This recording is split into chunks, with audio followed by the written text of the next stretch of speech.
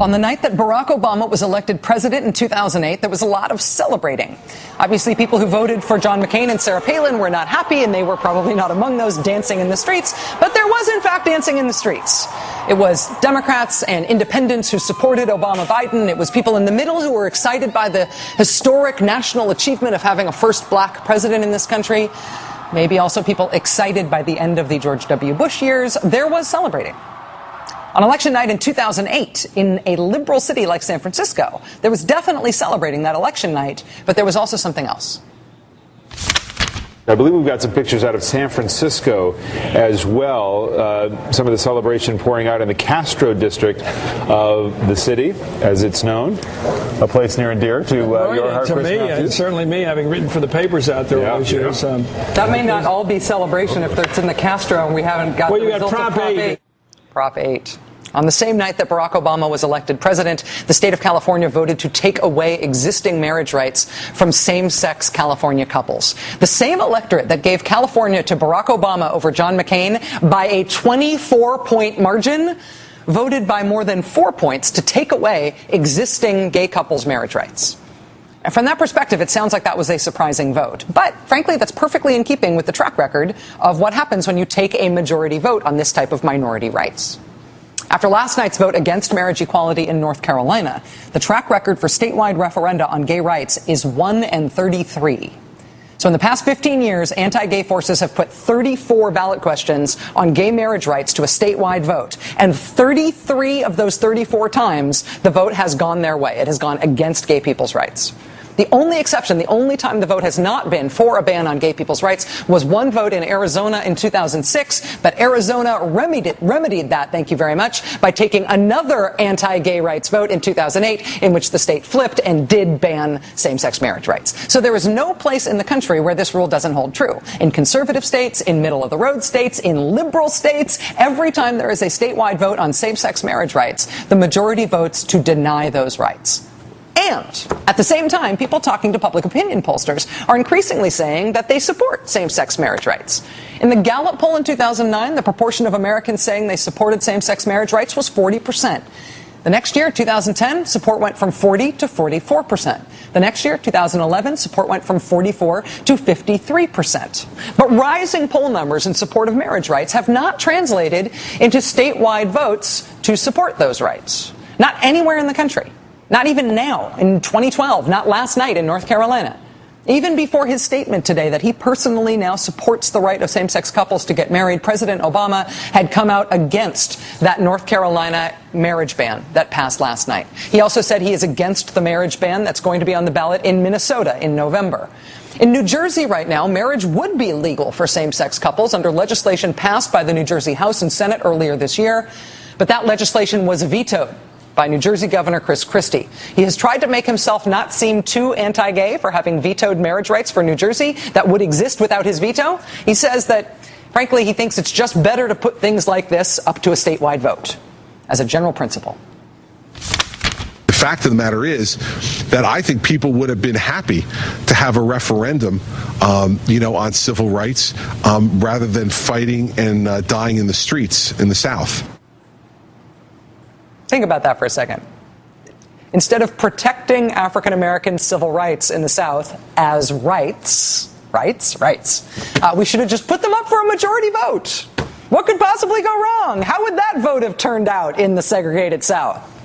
That's the argument Chris Christie made for why he vetoed same-sex marriage rights that passed the legislature in New Jersey. This was the response to Chris Christie from the mayor of New Jersey's largest city. Dear God, we should not be putting civil rights issues to a popular vote, to be subject to the sentiments, the passions of the day. No minority should have their rights subject to the passions and sentiments of the majority. This is a fundamental bedrock of what our nation stands for. And I get very concerned that we have created in our state, and we refuse to address and call it like it is, that we've created a second-class citizenry in our state. That's what we have in America right now. We have two classes of citizens.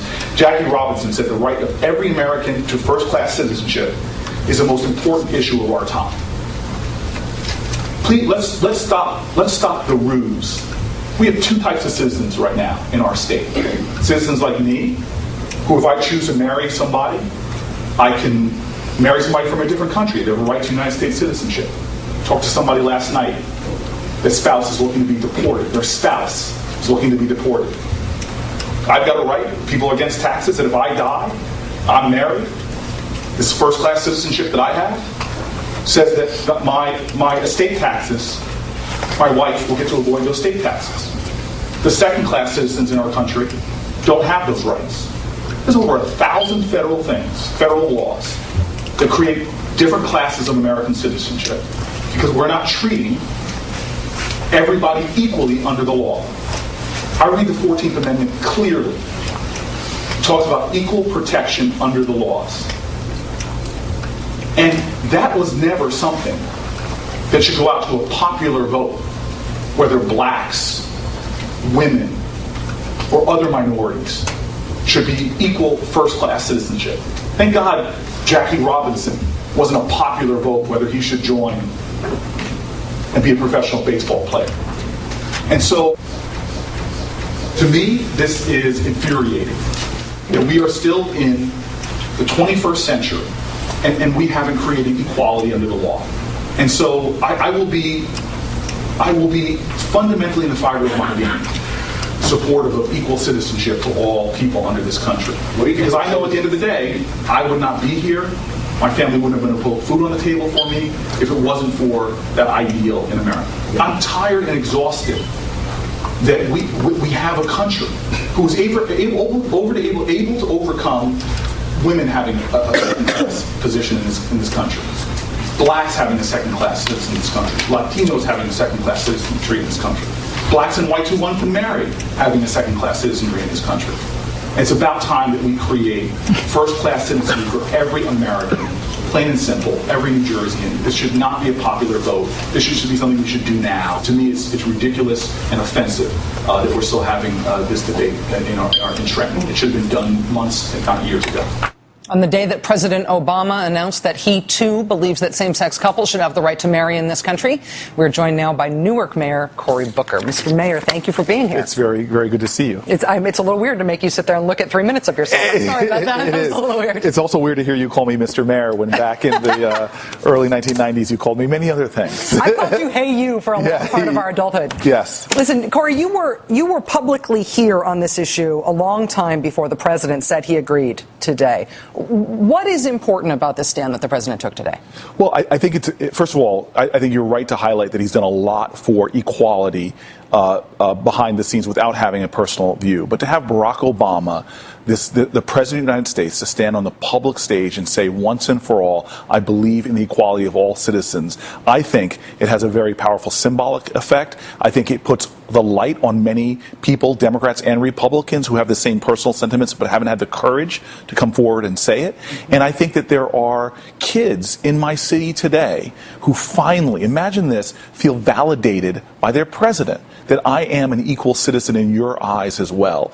And to me, that's a historic thing when a president comes out and says, I believe in equality, I'm ready to go through that, what I think is one of the last hurdles for us being the nation that we say we are. You know, we in terms of the symbolic value here, one of the things that has always made me crazy on this subject, and I talked about it at the top of the show a little bit, is the idea that politicians, particularly presidents who pursue an anti-gay policy agenda, who achieve political power and wield it to hurt gay people, then want to be seen as still getting credit for the symbolic value of them being personally nice to gay people, even when they're wielding power to hurt us. Right.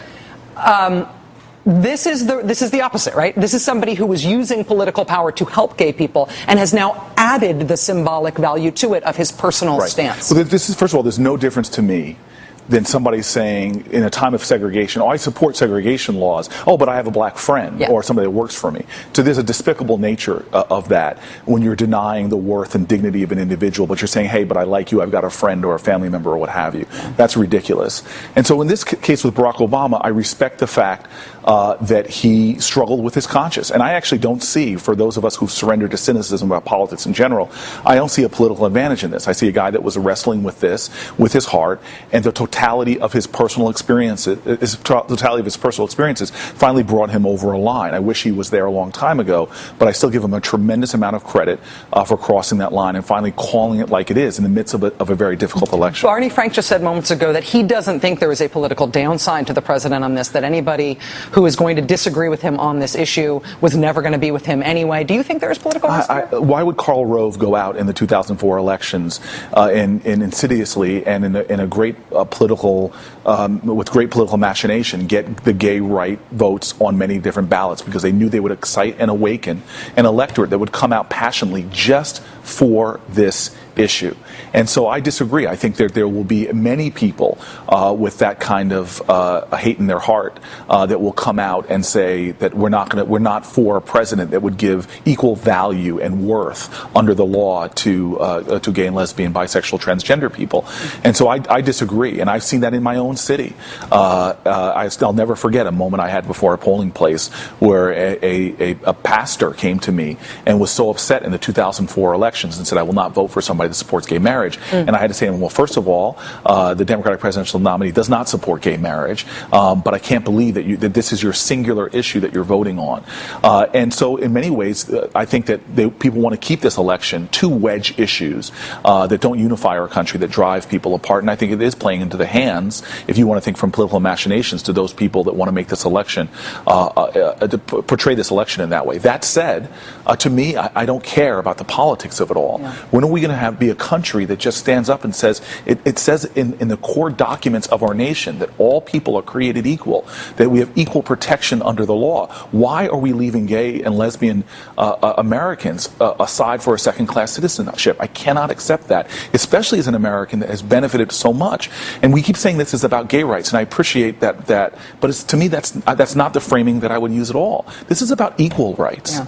This is about the civil rights movement was not about black rights. The suffrage movement was not about women's rights. It's about the rights of Americans to be equal under the law, plain and simple. If you have, and I understand the passions that come from a religious perspective, that's why we've taken pains to separate church and state. When it comes to the laws of this country, people don't understand the agony and the anguish it causes to families to be from Social Security to Veterans Affairs to immigration to tax law.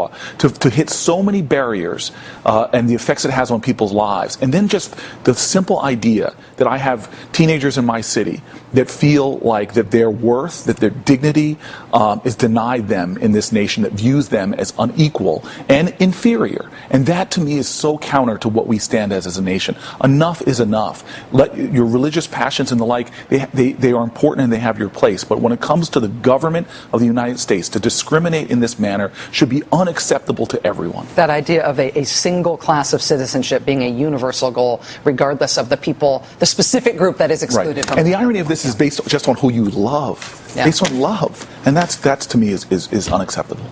Love you, man. Good to see you. Love you too. Thank you. All right. All right. Mayor Cory Booker of Newark, New Jersey.